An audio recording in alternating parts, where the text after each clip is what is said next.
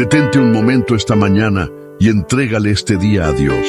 Padre amado, gracias por este nuevo amanecer y por la oportunidad de comenzar de nuevo bajo tu cuidado. Hoy pongo en tus manos mis caminos, mis decisiones y todo lo que voy a realizar.